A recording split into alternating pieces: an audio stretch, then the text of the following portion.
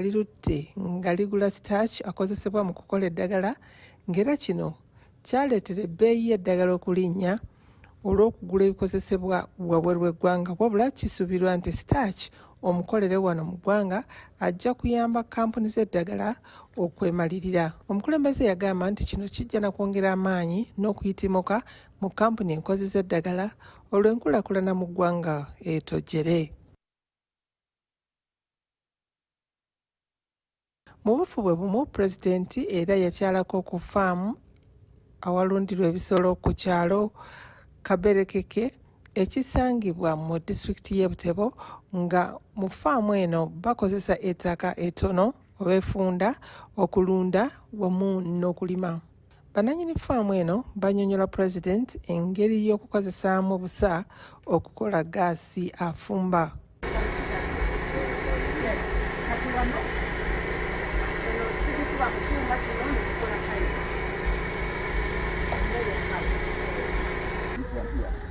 Where we use a compressor and a pump to compress this gas into now a cylinder, which is much more safe than. Yeah, this now takes much longer. At least a minimum of 10 days to a farmer's home. The amount of cooking. Yeah, this one can take like 10 days in a farmer's home. Yes, this small cylinder here. This was cooking one day only. All this will compress. Omukulembeze yasisinkana era n'awayamu n'ab'omu maka g'omukyala Dr. Musenero. Ng'ayogera eri abantu ku Lwale oluvannyuma lw'ebyo, pulezidenti yannyonnyola nti abantu naddala abalimi boonoonye ettaka olw'okulirimiramu omuceere, n'abasaba bettanire ennima etekosa butonde bwa nsi ng'okukozesa ebigimusa n'okufukirira ebirime. Omukola ekyo twetaaga okuba nga tulina obusobozi bw'okusukirira amazzi ebibala byaisu n'okukozesa ebigimusa.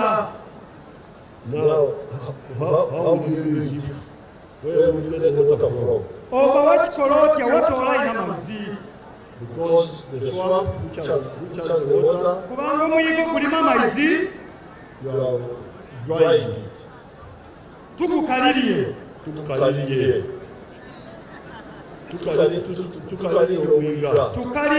omuyiga ate ng'omuyiga niyo gulimu amazzi n'omuceere ogwo muli kulimamu. Yagamba nti mu disitulikiti y'e Palisa okuliraana entobazi okulunda kw'ebyennyanja kukutte akati ng'enjogera ennaku zino bweri, era abantu bangi bali mu kwenogera nnusu. Yasaba abantu okwettanira okulima okw'ekintabuli oba kiyite mixed farming, naddala ebirime ebivaamu ssente ng'emmwanyi, kokowa n'okulunda enkoko. Omukulembeze yeebaza Dr. Musenero ng'ono yakuguka mu ndwadde z'ebisolo olw'obuweereza bwe mu byobulamu, ng'era okumusisinkana byali biseera bya COVID, n'alaba engeri gye yeewaayo okulwanyisa Ebola. Ntaka mumanyi nti okola by'abantu okibumba yena akola bibyo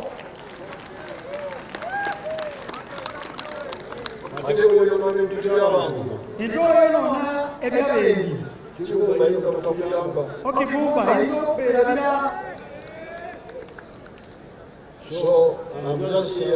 N'olwekyo ndi ano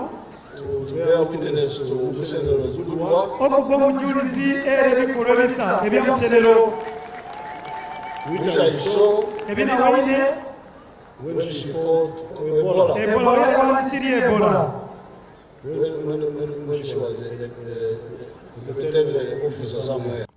Ku lulwe Dr. Musenero yeebaza President Museveni olw'okujja ku mukolo, n'agamba nti kibawadde akakisa okuwayamu naye bo ng'ab'e Butebo ku bingi ebibasomoza mu bulamu wansi w'obukulembeze bwe. I, like many, did not grow up with a lot of pathways paved for us with an opportunity. I am immensely grateful to God for His grace and mercy, which spared me and from the many childhood illnesses and the dangers that I went through walking through bushes and not really caring much. This is why today, with the Thanksgiving, we express our appreciation to God.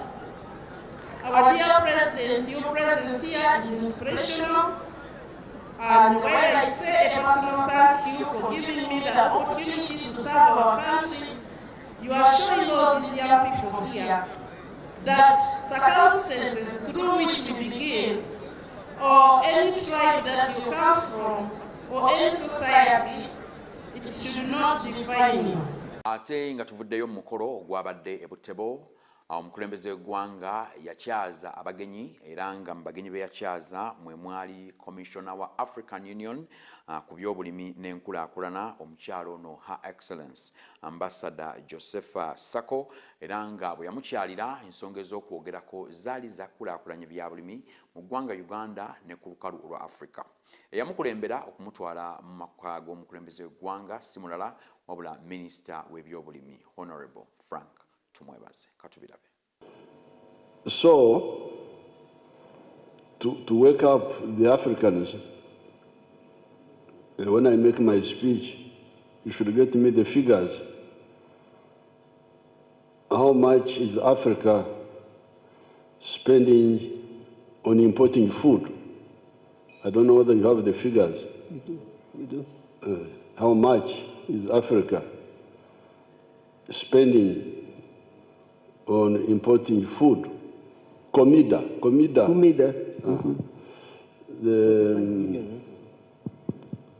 Yes, do you know? Yes, Excellency. We did not interact too long with the Europeans. Europeans stayed here for a short time. The first European to come here was even Arabs. We didn't interact with those for a long time. The first Arab to come here was 1841. The first white man was 1862. And by 1962 they left. So they were only here for 100 years. And we were not so much disrupted. That's why Uganda is secure in food. Because we eat comida indigena. Comida indigena. We don't eat estrangeiro comida, no. So it is these people who eat bread. Me, I don't eat bread. Because we serve the indigenous agriculture. Agriculture indigena is still there. Cows, goats, bananas, manioc, fish, everything is there. So our job was to modernize, to commercialize. So it's good. Of course, it's not bad to import or to learn new things. That's not bad. It's good. But you add to what you have. When you hear that people don't have food in Africa, it is because of the colonialism, the dislocation, to dislocate people from their heritage. And then they don't know what. They start despising themselves. They start worshipping everything foreign. So I'm very happy for agriculture. Definitely, we are at home. Uganda is the place. We have the crops of the forest, the tropical, then the savanna. Then because of the high mountains, we also have actually the temperate crops can grow here. And then during the Maputo Declaration, it was really emphasized that we should start investing in agriculture and use our own domestic investment to attribute 10% of the budget to the agricultural sector. When we talk about agricultural sector, we are talking about the big A, which is livestock, crops, and fishery, all together 10% in that sector. But 10 years after, we evaluated the Maputo Declaration, and we saw that we came out with Malabo Declaration. And Malabo Declaration, head of states and the government of African Union, committed with 7 points where investment is there, recommitting the policy of CADEP, because it's big. Although we are not very fast on the goals we set ourselves, but at least it's really giving us a lot of gain because we are organized, and this is the CADEP, it's the only policy for transforming agriculture. In terms of the preparation, the technical preparation, we are on track. We are ready to really kick off our program. We are here for the validation of this consultative and inclusive approach that we made to shape the next 10 years action plan.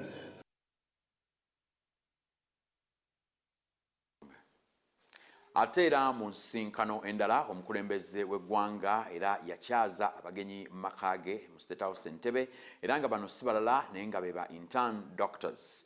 Bano nno baawera ddala 210 nga baali baakava ekyankwanzi okusomesebwa mwoyo gwa ggwanga bwe baatuuka nno mu maaso ge ne bamulombojjera ebyo byonna byonna ebibaluma wabula n'abategeeza nti newankubadde gavumenti erudde ng'ebasuubiza ensimbi naye yagambye nti gavumenti terina nsimbi zimala kuvujjirira bantu bano bonna era n'ategeeza nti ejja kusobola okuvujjirirako beena abeesobodde abalala abantu abadde babaweerera bwe batyo be bajja ate okubayamba mu nteekateeka eyo. Baganga ni jeshi yomutasonga vitani ayo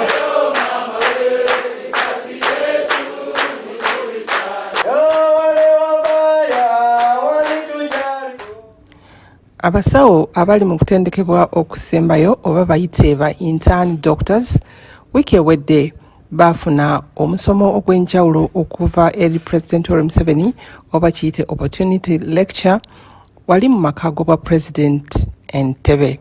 Abayizi bano abawerera ddala 210 era baali bakamaliriza okutendekebwa mu byamwoyo gwa ggwanga ku Leadership Institute enali mu Kyankwanzi nga kuno kwakulungula ennaku 10. Mu kwogera kwe President Museveni yagamba nti abasawo abafuluma kati bangi bwogerageranya n'omuwendo ogwaliwo mu 1986 we yajjira mu buyinza. When I first came, I used to be the Chancellor of Makerere University. I would go there and see these 80 people in the whole of Uganda. And yet, there is an international measurement for health care. It is called the doctor-patient ratio. The doctor-patient ratio should be 1 doctor for every 500 people. Yayongerako nti wadde omuwendo gweyongedde ogw'abasawo abafuluma wakyaliwo obwetaavu bw'abasawo n'olwekyo walina okubaawo ekikolebwa okuziba eddibu eryo.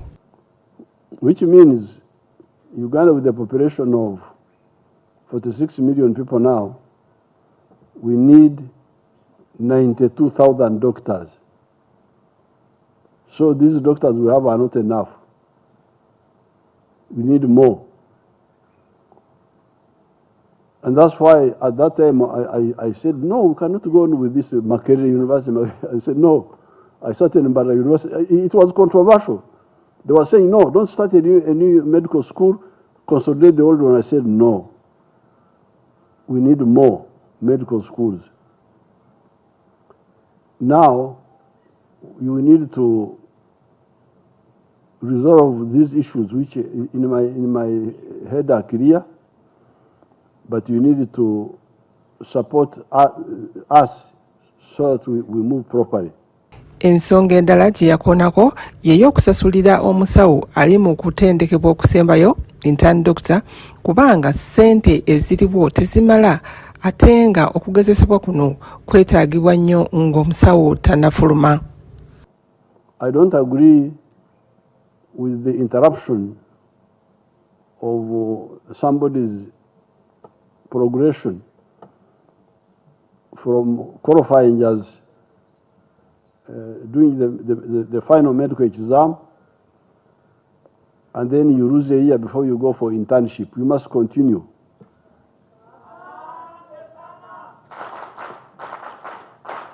But the question is, because if you don't, you have not finished your course. If you don't do internship, you have not finished the course. But the question now is, who pays for the internship? Some people are saying the government must pay, but this, I think that one is a bit risky because the government would pay if it had money. But because it doesn't have enough money, it has got money, but it has got so many things to do. Ate era omukulembeze w'eggwanga twamulabye nga aliko family ez'abantu bayise makage era nga family zino si ndala wabula okuli eyali minisita kakano omugenzi Charles Engola ate ne munnaffe Zebra Senyange ono nno nga ye yali mukubi wa bikonde. Abantu bano battibwa mu butanwa nga eyabatta ly'eggye lya UPDF wabula bwe yabayise makage ekigendererwa kyabadde kyakutuusa kwetonda era nga okwetonda kwa UPDF mu butongole kwatuusiddwa amyuka omuduumizi w'eggye lya UPDF Lieutenant General Sam Okidingi ng'agamba nti babasaasire nnyo olw'okuba nti abamu ku basajja baabwe baakola ensobi eyaviirako n'abantu baabwe okuva mu bulamu bw'ensi.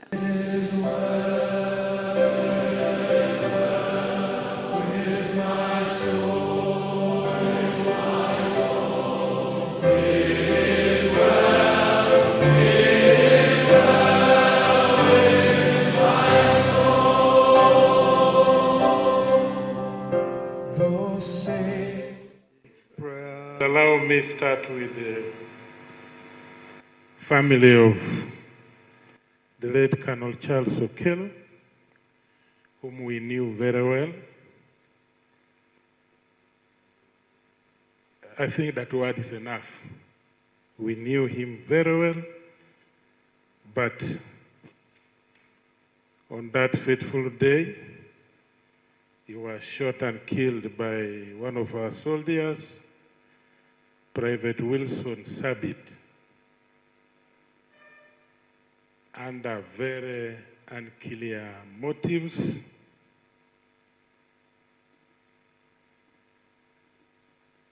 We are here to say on behalf of UPDF that we are really very sorry for what happened. Zebra Senyange was a boxer, was also an instructor. He was used to train boxers. And above all, NRM mobilizer. Our forces were on operation. But we admit there were tactical operational mistakes.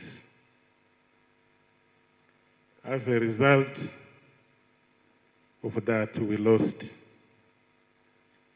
this Ugandan Senyange. Again, to the family, on behalf of UPDF, I stand here to say we are sorry. We ask for your forgiveness. Forgive us. We regret for all those actions that were not in line with our doctrine. On behalf of the family, Mr. Deputy CDF, we are very thankful for your apology and we welcome it with all the love. Although we cannot forget what happened, or the incidents that happened on the 29th of December 2020, we can forgive.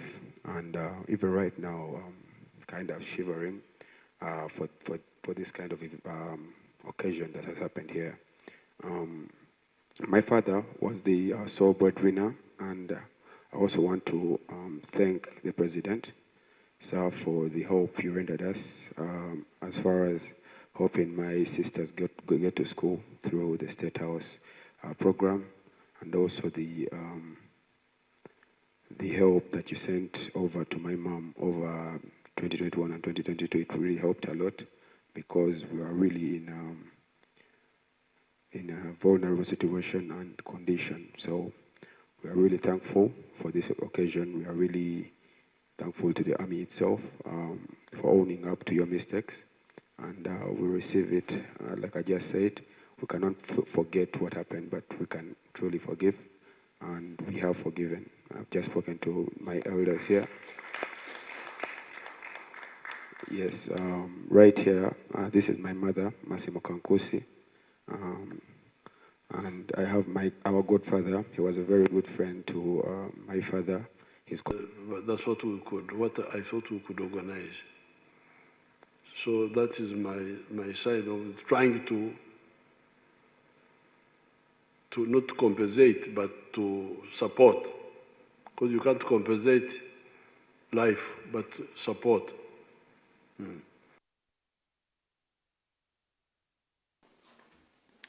Ate mu kanyomero kaffe akamuvubuka agunjuse tukuleetedde omuvubuka ono Mupendwa Wilson ono nno nga yali avuga boda n'agwa kabenje okugulu okumu ne bakusalako bw'atyo bwe yali alowooza nti ensi ekomye gy'ali kyokka ate enkola eno eya skilling bw'etyo nejja n'emujuna era nga bwe twogerera kaakano yayiga okukola engatto era agamba nti obulamu bwe tebwasigala kyekimu kyokka tulina ne munnaffe ono nno nga yali muyaaye wa ghetto eyeeyitanga erinnya erya Venom nga mu kutigomya bannakampala yalimmo ne bwe twogera kaakano yakyuka n'alokokera ddala era enkola ya skilling yamwongerako kaakano awayalinga masannyalaze g'abantu mu mayumba. Emboozi eno katugirabe naawe olabire ddala enteekateeka eno bw'esobodde okukyusa omuvubuka bangi ffena ne batuyiya ne batuwa naye ate neyo gye tuli ne banaffe abalala baagala okukola okuyiga engato si nze nzeka kubanga tuli gurupu tulinga abantu nga 10 nga ate abasinga nabo benyumiriza mu nze naye nga ate bwe mba nvudde waneeno bambuuza kyekiddako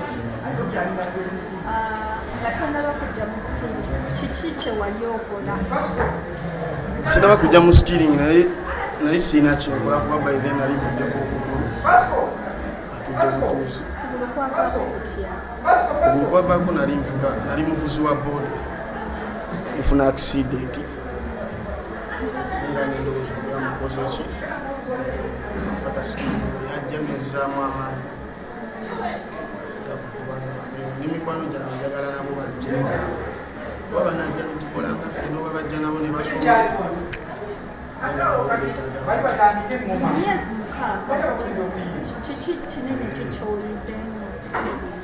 emyezi 6 nsobola okukola engato nsobola okukola baaga sina kimu kisaako nemakola naye aw'okubikolera nakyo kikulu kati wemala ozikola ssaawa zino tugenda fa waneeno tumaze obisoma naye tesimanyi oba ngenda kukolerawa koziko nga mbadde nsaba ku pulezidenti oba madamu Katana asobole otukwatirako batufune we batuteeka ffe nga abakozi b'engato naye batuyiwe netukola omwezi okusinga okutuula ewaka nga tutuuliridde engato zaffe zetusomye zigenda oweereza eggwanga mwana akyali wansi ng'akyakozesa okutayimba teke kikyosobola okubagamba kisobola okubagamba ebyo babiveemu tebina gye bibatwala bajje mu skilling ekirungi byabwereere si byakusasula basome skilling egenda batuusa ku kyebaagala n'okubongerayo ne famire yaabwe okubenyumirizaamu kiki kyogamba omukulembeze w'eggwanga kyengamba omukulembeze w'eggwanga yeebale nnyo ebadde eddala okutuwa kino eky'omumutwe singa yabikola mu myaka nga 10 emabega singa osanga ssaawa zino naabo abakuba emigere tebaliimu naye kati tugenda soma era mwebaza atufunire watuteeka tufune kyetukola muzinga engato.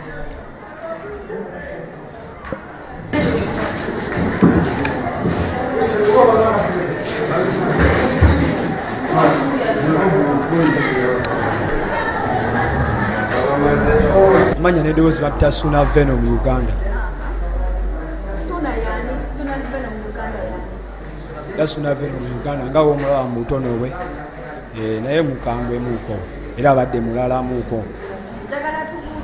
So era mu bulala bw'omulabamu buno anku byakoze si bitono kuba yali akulembeddeko n'ekibinja nga kigenda kuyingira State House ku mpaka nga kisimbula Nakivubo. So ebintu abalaba amawulire ebintu babiraba nnyo. Nakivubo bbulu ku kisaawa awo ne twambuka Nakase nga tugenda kumba State House ku mpaka kuyingira Nakibuli era twatuukawo by the way twatuukawo ku Kibuli ne bakola tukola byonna ne batulemesa okitegeera tugenda ntuvuga eggaali tugenda mu bifo ebyenjawulo nga Garden City nga ku Akasha Mall nga byonna tukolaki nga tubakyambuwa tulabamu teba ne batugambayo okitegeera twafunira omukisa tulaba nga jjajja ataddewo wano ekiwanyi nga kino ekyokusoma okitegeera twasooka ne tubizoleya kubanze nabizoleya nnyo nze sijja kulimba bakwelisa basooka osoma nga nze ngira abakawaani okitegeera by then we nalaba Mr. Sulo nga w'omulaba yansanga awo waggulu awo ku stage awo kuba tukuze tumulaba Mr. Sula nga tumuwuliriza nnyo okitegeera ngera omanyi nti naye yaliki yali ghetto youth nga w'omulaba oyo Mr. Sula weyatusanga weyansanga n'angamba mwana lwaki togenda n'okolaki lwaki togenda n'osoma okitegeera naye byonna nga bikyali awo nakkakana era nsomye era nga buno budde nsobola okukola ki nsobola okuteekayo awo ngaizo swiki nsobola obikola nsobola okuwayalinga amataala nengasaayo ani kati sijja kukolinga n'obujobuze kati nkolaki mbufuna kitegeera ngenda wabweru nenkolaki nembufuna nembukolamu.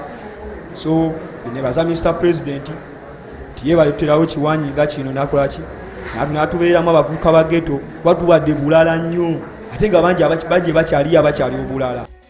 Sirima kwebaza okuba nti otambudde nange okuva gye natandikidde programu eno Agafa Embuga ate n'okutuusa kakano wentuukidde okusiibula nga bulijjo Brian Kimbugwe okwanjulira n'okutuusaako enteekateeka yonna eya programu kakano njagala okusiibula okutuusa lwe tunasinkana sabbiiti ejja beera bulungi weeraba.